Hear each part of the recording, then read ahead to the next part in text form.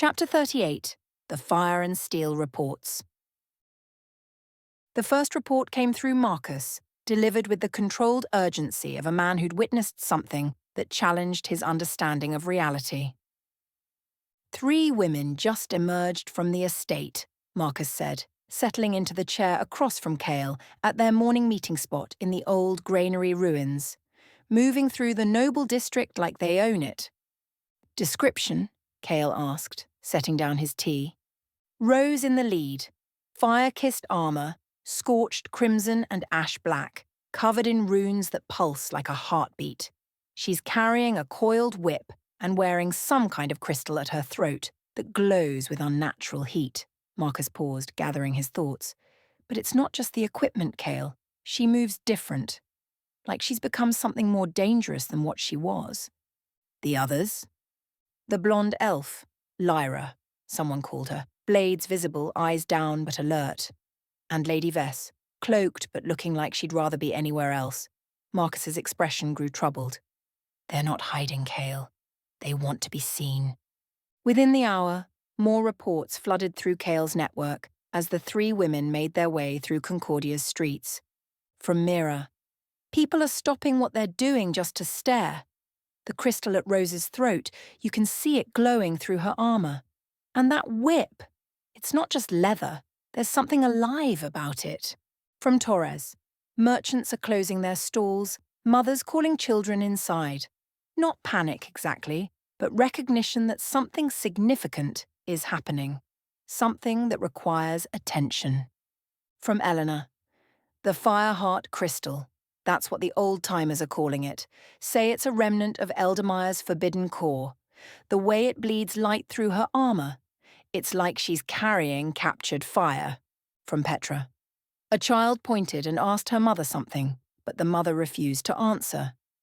Some whispered. Others bowed their heads. Not in reverence, in calculation. Then came Taven's report.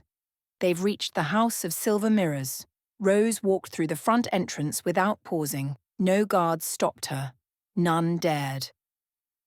Helena, positioned with her flower cart near the gates, provided more detail. The building's been empty since the evacuation, but she entered like she belonged there. No hesitation, no uncertainty about the layout. From a street sweeper who'd been working nearby. Lights came on in windows that have been dark for months, like the building was waking up after a long sleep. But it was Marcus who brought the ominous update 20 minutes later. Something's wrong. I can see movement inside. Too much movement. Rose went in with 2 people, but there are shadows moving that weren't there before. Then Taven arrived breathless with the critical intelligence. Ambush! Black Dawn soldiers were waiting inside, had to be at least 10 of them, maybe more. They were hiding in the building. Before Cael could respond, the sound reached them even in the granary ruins, a thunderous crack that echoed across the noble district. There's a battle at the House of Silver Mirrors, Taven gasped. Rose and her people, they're under attack, but they're fighting back. Tell me exactly what's happening, Cael demanded. Rose's whip. It caught fire. Real fire, like molten metal. She was fighting in the main hall while Lyra moved through them like death itself. And the sounds. Taven shuddered. Thunder cracks from the whip, steel clashing, men screaming. Within minutes, more battle reports began flooding in from every direction. From Marcus. The entire building lit up like it was on fire from the inside. Flashes of light through the windows, sounds like a war being fought in there. From Mira. People 3 streets away can hear the fighting. That whip of hers. Every crack sounds like lightning hitting stone. From Elena. I was treating patients near the noble quarter. The ground shook, Cael. Actually shook from whatever was happening in there. From Torres, who'd moved closer to observe, professional ambush well coordinated. They'd been waiting inside, probably since before Rose even returned to the city, but they weren't prepared for what they faced. From Helena. I can see through the main windows. Rose is moving through them like a force of nature. Fire streaming from her hands, that whip cracking with flames that could melt steel. From Petra. Lady Vess is in the center of it all, but Rose is keeping her protected while fighting around her. She's not just defeating the attackers, she's doing it while ensuring her ally isn't harmed. The sounds of battle continued for what felt like hours, but was probably only minutes. Thunderous cracks, the clash of steel, occasional screams that cut short. Then silence. Torres was the first to bring confirmation. It's over. Rose and Lyra are standing. The Black Dawn soldiers. All of them are down. Every single one. From Helena. Rose came out first, covered in soot, but unharmed. That crystal at her throat was blazing like a small sun. Behind her, Lyra was cleaning blood from her blades like she'd just finished routine maintenance. From Marcus, bodies are being carried out. I count 12 Black Dawn soldiers, including 2 enhanced troopers. She faced down an entire cell and didn't lose a single person. From the building's former staff, who began returning cautiously, scorch marks on the walls where her fire touched them, the smell of burned metal and worse things, but the damage was precise. She destroyed her enemies without wrecking the building itself. From Taven, she's not leaving. Rose is staying in the house, giving orders to the staff like she owns the place. The banners are being changed, not to Black Dawn colours, but to something new. Silver and crimson, like the colours she's wearing.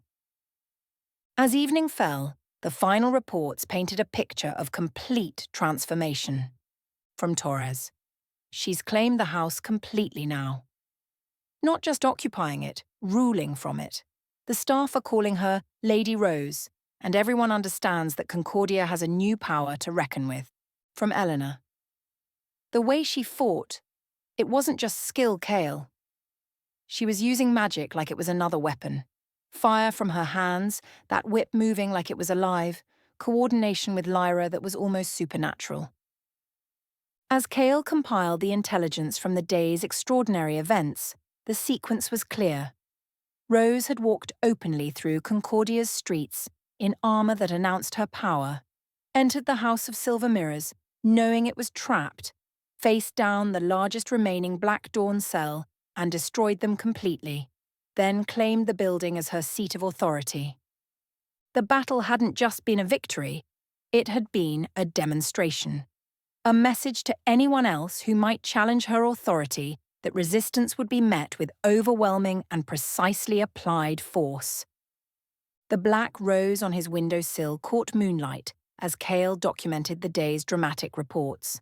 Rose had announced herself not through proclamation, but through the complete elimination of Concordia's most dangerous remaining threat, while establishing herself as the city's new ruler. Chapter 39. The Collaborators' Audience. The intelligence came through Eleanor, who maintained connections among the domestic staff throughout the noble quarter. She arrived at their evening meeting with the careful composure of someone carrying significant information. Rose is holding audiences, Elena reported, settling into her chair in the abandoned bakery. Formal meetings with specific individuals. Today it was Halric Von. Cael felt his attention sharpen immediately. Halric Von, smuggler, information broker, and one of the most notorious collaborators during the Black Dawn occupation. A man who'd sold neutrality to the highest bidder while leaking information to whichever side offered the most profit. Halric requested the meeting, Cael asked. Apparently, one of Lady Vess's maids overheard the arrangements being made. He came to the House of Silver Mirrors this afternoon, looking nervous but trying to project confidence. Eleanor consulted her mental notes. The maid was serving refreshments during the meeting, said she could hear everything. Details. Rose didn't waste time on pleasantries. Told Halric directly that she was there to determine if he was useful, not if he was guilty. Elena's voice carried professional admiration. The maid said Rose walked around him while talking, psychological pressure making him increasingly uncomfortable. Cael absorbed this, recognizing the interrogation technique. Rose was using controlled intimidation rather than direct threats, a method that often proved more effective for extracting cooperation from people like Halric. His response? Offered everything. His ledgers, his records, his entire network of contacts from the occupation period. Said he'd have them delivered within the hour if Rose would consider him for a position in her new administration. Elena paused. The maid said he was sweating by the end of it. And Rose's reaction? Professional. Told him that being useful suited him, then had Lyra escort him out. Eleanor's expression grew thoughtful. But here's the interesting part. The elf gave Halric a look that made him go pale, like she was letting him know what would happen if he disappointed Rose. Cael leaned back, processing the implications. Rose wasn't conducting purges or executions. She was systematically meeting with former collaborators and offering them a choice between cooperation and consequences. It was elegant, efficient, and suggested someone with extensive experience in managing complex political transitions. Other meetings scheduled? He asked. The staff mentioned several names on Lady Vess's appointment calendar, people who worked with Black Dawn in various capacities during the occupation. Eleanor lowered her voice. It looks like she's working through a list, evaluating each person individually. Based on what criteria? Usefulness, from what the maid could determine. Rose seems more interested in what people can contribute than in punishing them for past loyalties. Elena paused. Though it's clear that usefulness is their only path to survival.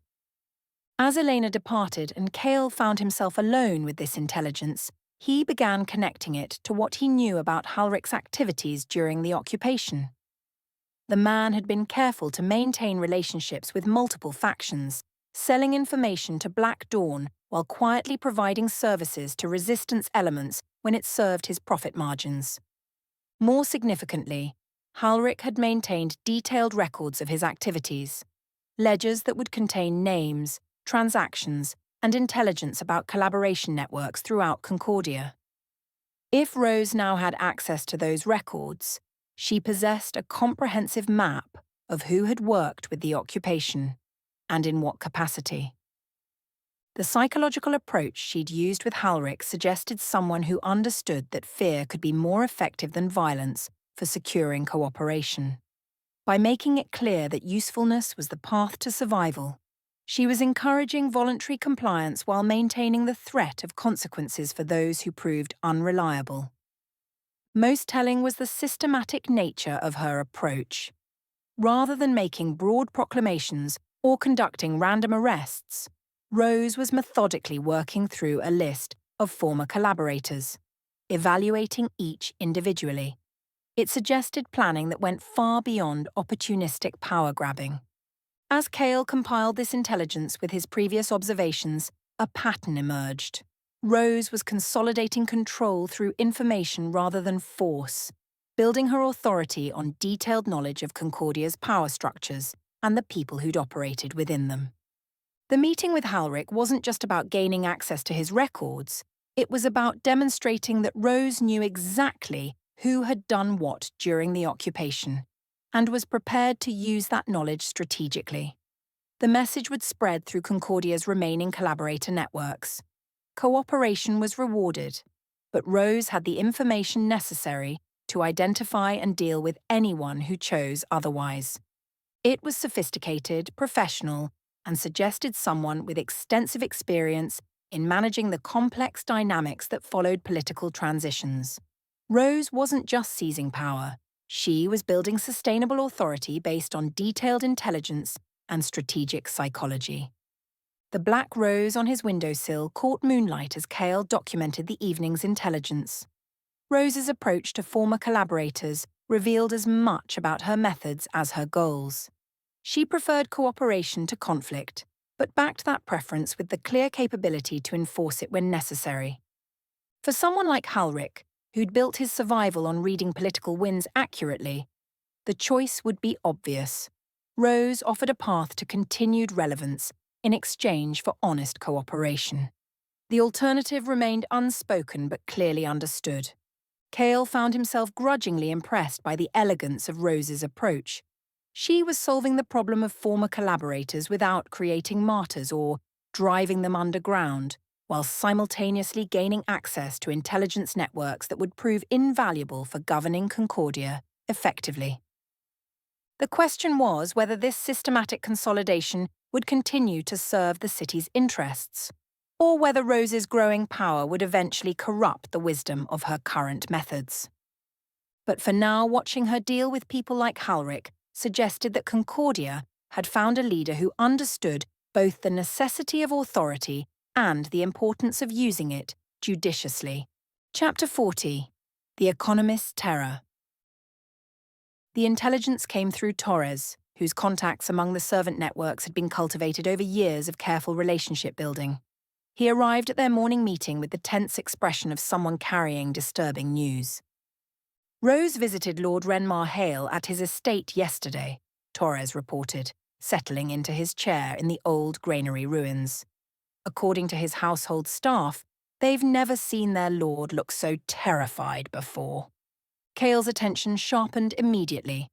Renmar Hale, economist turned information merchant, a man who'd backed the House of Silver Mirrors with coin and logistics during its height, then survived the occupation by remaining politically invisible. For Rose to visit him personally at his own estate suggested either respect or a particularly pointed message. "What happened?" Cael asked. The meeting started normally enough. Hale received them in his sitting room, served quality tea, tried to project confidence. Torres consulted his mental notes. His personal aide was present throughout, said Rose was professional but cold, made it clear she was there to evaluate whether Hale was useful, not to reminisce about past relationships. His response? Tried to negotiate from what he thought was a position of strength, mentioned his past support for the house, his connections, his analytical capabilities. But Rose... Torres paused. She wasn't impressed. Kept pushing for specifics, proof, guarantees. The aide said Hale started sweating when he realized this wasn't a negotiation. It was an evaluation. Cael absorbed this, recognizing the psychological pressure Rose was applying, but he sensed Torres hadn't reached the crucial part yet. What changed the dynamic? He asked. Lyra. Torres's expression grew grim. The elf had been silent throughout the meeting, just standing in the corner. But when Hale tried to suggest he might need time to consider Rose's offer, Torres shook his head. She moved. Moved how? Drew her blade, not threatening directly, just ran a finger along the edge while looking at him. According to the aide, she smiled and asked if he'd ever seen what a whisper looks like when it bleeds. Torres met Cael's eyes. That broke him completely. Cael felt a chill. The threat was elegantly indirect but unmistakably clear. Lyra was describing what would happen to someone who tried to spread information about Rose's methods or plans. Hale's reaction? Immediate surrender. Started offering everything: ledgers, trade contacts, analytical services. The aide said he went from confident negotiator to desperate supplicant in the space of that one comment. Torres lowered his voice. But here's the thing. Rose stepped in before Lyra could say anything else, like she was controlling the level of intimidation. She stopped the pressure, told Lyra that was enough, then offered Hale terms for cooperation. Professional, reasonable terms. But by then, he was so shaken he would have agreed to anything. Torres paused. The household staff said after Rose and Lyra left, Hale spent the evening reviewing his security arrangements and instructing servants about emergency procedures. Cael processed this intelligence, understanding its significance. Rose was using Lyra as a precisely controlled instrument of intimidation, applying just enough fear to break resistance, then stepping back to offer reasonable terms for cooperation. It was psychological manipulation of the highest order. Word spreading about this method through every servant network in the noble quarter. The message is clear. Rose knows exactly who did what during the occupation, and she has the capability to deal with anyone who doesn't cooperate voluntarily. Torres gathered his notes. If someone like Renmar Hale can be reduced to terror, no one feels safe trying to negotiate from positions of strength. As Torres departed, Cael reflected on the sophisticated nature of Rose's approach. She wasn't relying on crude threats or random violence. She was using targeted psychological pressure, applied with surgical precision, to break down resistance before offering paths to survival. The coordination between Rose and Lyra revealed planning and practice. They'd clearly worked together before, with Rose controlling the overall strategy, while Lyra provided the immediate threat that made cooperation seem like mercy rather than submission. Most concerning was how effectively this approach was working. By making examples of prominent figures like Hale, Rose was creating an atmosphere where cooperation became the obviously rational choice, backed by the clear understanding that resistance would be met with consequences no one wanted to face. The black rose on his windowsill caught evening light as Cael documented this intelligence. Rose's methods revealed someone with extensive experience in breaking down opposition through controlled fear, followed by reasonable offers that seemed generous by comparison. It was ruthlessly effective, and it was working exactly as intended. The question was whether Rose would continue to need such methods once she'd eliminated immediate resistance, or whether ruling through intimidation would become her permanent approach to governance. For now, Concordia was gaining a leader who understood how to use fear as a tool while maintaining the appearance of reasonable negotiation. Whether that would prove beneficial or dangerous in the long term remained to be seen. Chapter 41. The Councilors Fall. The intelligence came through Elena, whose connections among the House of Silver Mirror's staff had provided some of the most detailed reports since Rose's return. She arrived at their evening meeting with the careful composure of someone carrying significant and disturbing information. Rose held another audience today, Elena reported, settling into her chair in the abandoned granary, this time with Councillor Thren Avalon. Cael felt his blood chill. Thren Avalon, the voice of balance, the Chancellor of Silence, a man who'd survived the occupation through careful neutrality and backroom dealing. Someone who considered himself untouchable due to his political connections and administrative expertise. He requested the meeting, Cael asked. He did. Arrived with all the arrogance of a man who thought the game was still his to control. Eleanor's expression grew troubled. The serving staff said he walked into that sitting room like he expected to be negotiating terms of mutual cooperation. Rose's approach? She didn't even stand to greet him. Remained seated, made it clear from the first moment that he was there to be evaluated, not to negotiate. Eleanor consulted her mental notes. The maid serving tea said Rose told him directly that she was determining whether he was useful, not whether he deserved consideration. Cael absorbed this, recognizing the pattern that had emerged from Rose's previous meetings. But Thren Avalon wasn't like Halric or Hale. He was someone accustomed to being the most powerful person in any room, someone who'd never been forced to justify his existence to anyone. His reaction to that? Tried to project authority, started lecturing Rose about order, stability, the importance of experience in governance. Eleanor shook her head. The staff said he actually tried to position himself as someone Rose needed, rather than someone who needed her approval. That couldn't have gone well. It got worse. When Rose asked what he could contribute, he started talking about his connections, his influence, his neutrality during the occupation, like those were assets rather than evidence of cowardice. Eleanor's voice carried disgust. Then he made his fatal mistake. Which was, he called her a glorified scribe with a penchant for secrets, said she was dressing up power like perfume and hiding behind theatrics and a dog on a leash. Elena paused, her expression showing shock at the memory. He called Lyra a dog, Cael, to her face. Cael felt his stomach drop. Insulting Rose was dangerous enough, but insulting Lyra in her presence was the kind of mistake that people rarely survived. What happened next? Lyra moved faster than the staff could follow. One moment she was standing in the corner, the next she had steel half drawn and her hand at Thren's throat. Elena's voice dropped to a whisper.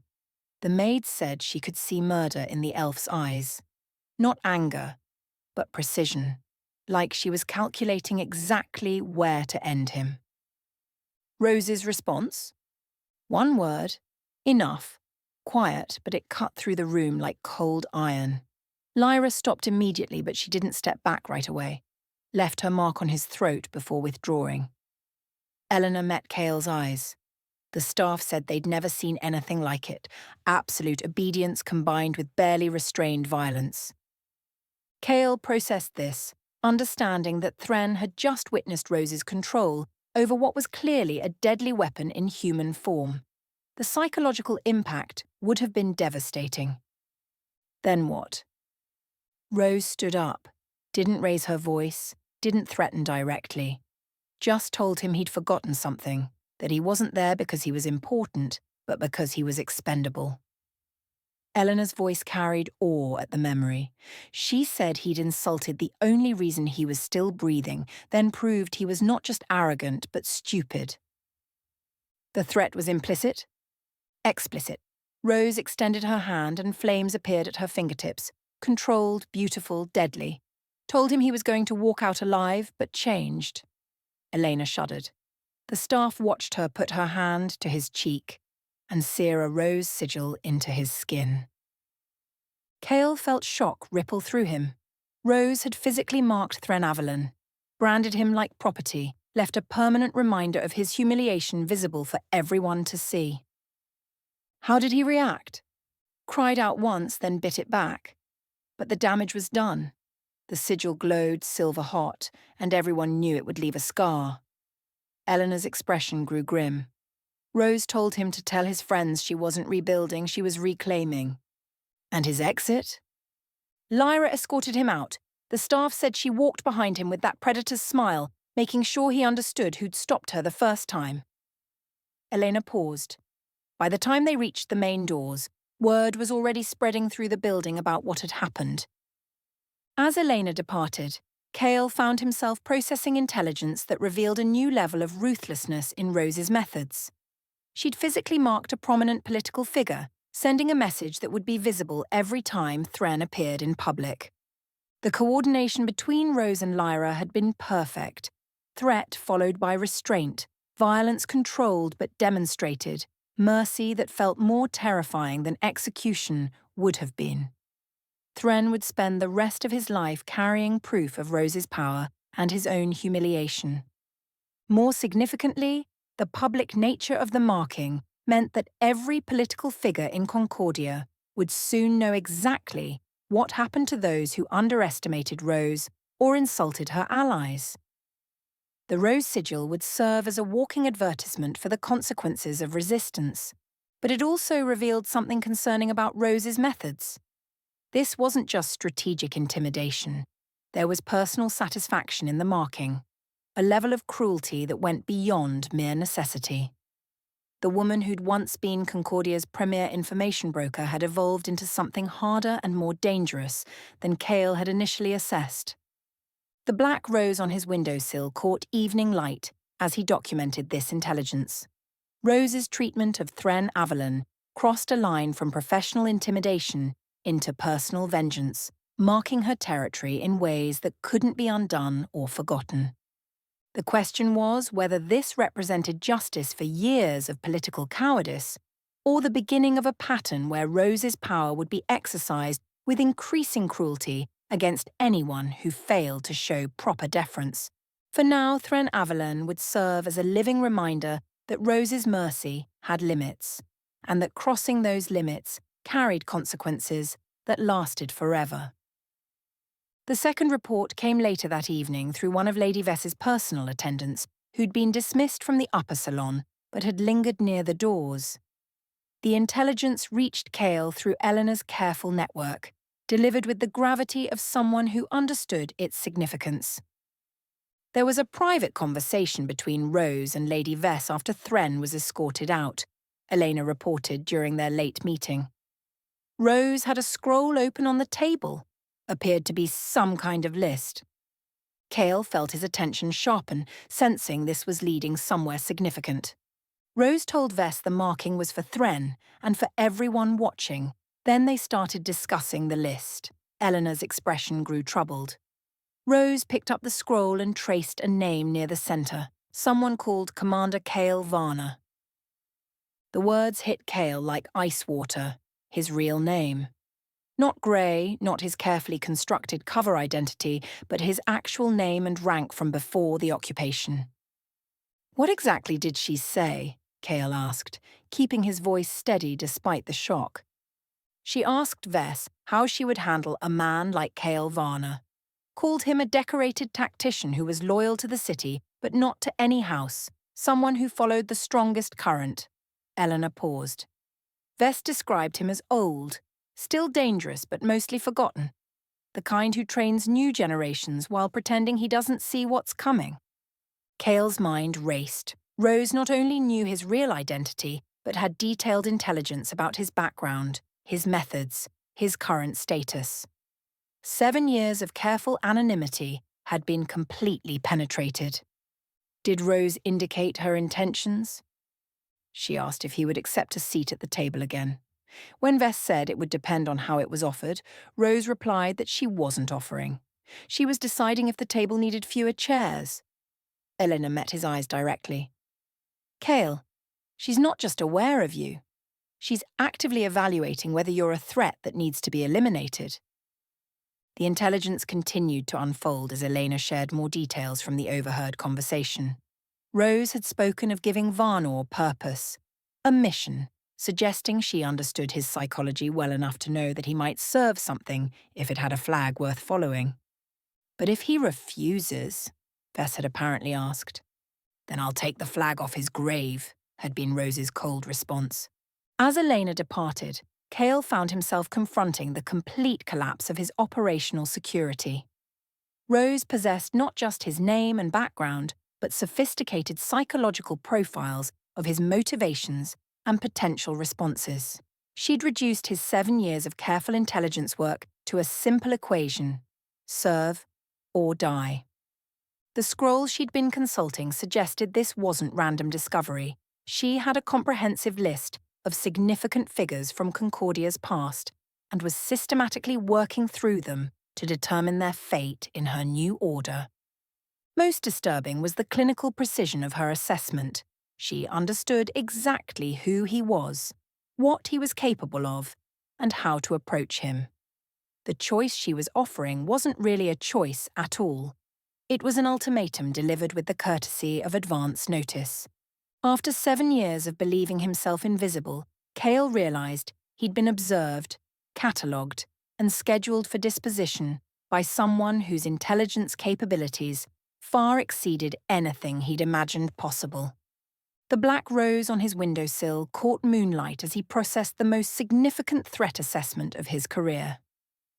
Rose wasn't just another power player seeking control. She was someone who'd apparently been tracking key figures throughout her absence and had returned with comprehensive plans for dealing with each of them. Commander Cael Varnor's long game of patient observation was over. The question now was whether he would accept Rose's terms for continued existence or whether he would force her to demonstrate the consequences of refusal. For the first time in 7 years, the shadows no longer offered protection. Rose knew exactly where he was, and she was coming for him whether he was ready or not. The game had become personal, and the next move would determine whether he survived to see its conclusion. Chapter 42. The Final Preparations. The ride to his estate felt different this time, not the peaceful escape from Concordia's tensions that Cael had enjoyed during previous visits, but a journey toward decisions that would determine whether he had any future at all. The autumn countryside remained beautiful, unchanged by the political upheavals that had consumed the city, but Cael found no comfort in its familiar rhythms. Rose knew who he was. She had his real name, his military background, and apparently detailed psychological profiles of his motivations and methods. 7 years of careful invisibility had been stripped away by someone whose intelligence capabilities exceeded anything he'd imagined possible. The estate appeared in the distance as he crested the familiar hill, its modest buildings and well-tended gardens a testament to Garrett and Martha's faithful stewardship. But today, instead of representing sanctuary, it felt like a place he might be seeing for the last time. Garrett emerged from the gardens as Cael approached. his weathered face lighting up with the same joy that had greeted every homecoming for over 2 decades. Behind him, Martha appeared in the doorway, already wiping her hands on her apron in preparation for the flurry of domestic activity that accompanied the master's return. "Commander!" Garrett called out, setting down his pruning shears. "We weren't expecting you so soon after your last visit." The warmth in their greeting made what Cael had to do even more difficult. These people had been more than servants. They'd been family, constants in a life that had seen too much change and loss. Now he had to send them away, at least temporarily, without being able to explain why. "Garrett, Martha," he said, dismounting and accepting Martha's fierce embrace. "I need to speak with both of you. It's important." They settled in the kitchen, where Martha immediately began preparing tea while Garrett took his usual seat at the scarred wooden table that had served the household for decades. The familiar domestic rhythms felt precious now, weighted with the knowledge that this might be their final repetition for some time. "I want you both to visit Martha's sister," Cael said without preamble, "in the southern provinces, as soon as possible." Martha paused in her tea preparation, her sharp eyes fixing on his face with the assessment of someone who'd known him since he was a young officer. "For how long?" "Until I send for you. Consider it a well-deserved vacation, with full compensation." Garrett's expression grew troubled. "Commander, what's happened? What aren't you telling us?" Cael had prepared for this conversation during the ride from Concordia, but facing their concern made the carefully rehearsed explanations feel inadequate. How could he tell them that the woman who'd once been the city's premier information broker had returned with impossible powers and comprehensive intelligence about everyone who'd resisted the occupation? How could he explain that their continued presence at the estate would likely result in their deaths? "Concordia is changing again," he said carefully. "New powers are establishing themselves, and old accounts are being settled. I want you both safely away from whatever comes next." Martha set down the tea service with deliberate care, her movements showing the tension of someone processing unwelcome information. "And you? How long before you join us?"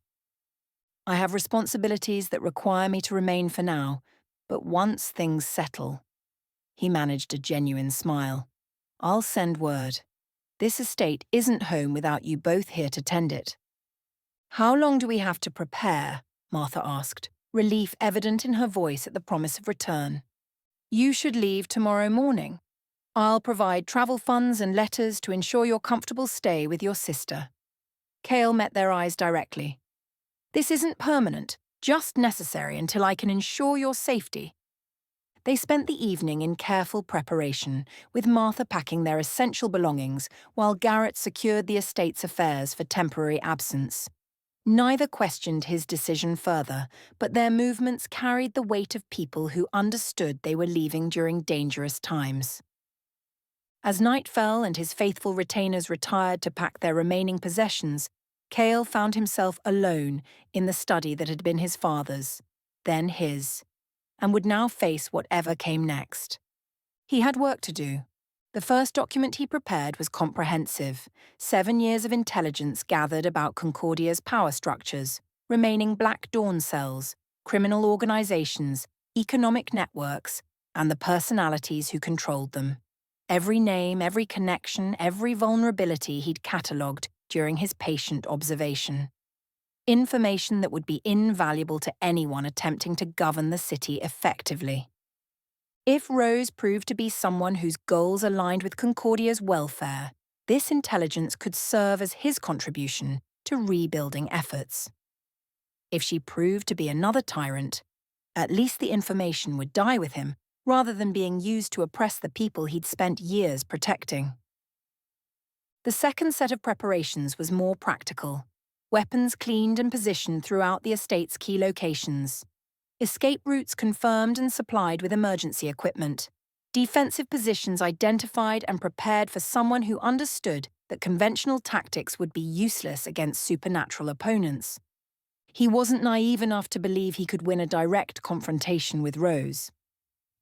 The reports from the House of Silver Mirror's battle had made her capabilities abundantly clear, but he could ensure that any victory she achieved would come at sufficient cost to be remembered as Pyrrhic. The third preparation was personal, a letter to Eleanor's memory, explaining his choices and expressing the love that had sustained him through 7 years of shadows. A will that distributed his remaining resources to the network members, who'd risked everything to serve Concordia's cause. Final arrangements that would provide for Garrett and Martha's comfort, even if he wasn't alive to ensure their welfare personally. As dawn approached and Cael heard the sounds of his retainers preparing for departure, he reflected on the strange circularity of his situation. He'd begun his resistance career as a military commander forced into intelligence work by circumstances beyond his control. Now he was ending it as an intelligence officer, preparing for what might be his final military engagement. Martha's goodbye was brief but fierce, her embrace carrying decades of affection and the unspoken understanding that they might not see each other for some time. Garrett's farewell was more formal but equally emotional, the handshake of one soldier acknowledging another's commitment to duty regardless of cost. "Take care of yourself, Commander," Garrett said as they departed. "We'll keep everything ready for when you call us home."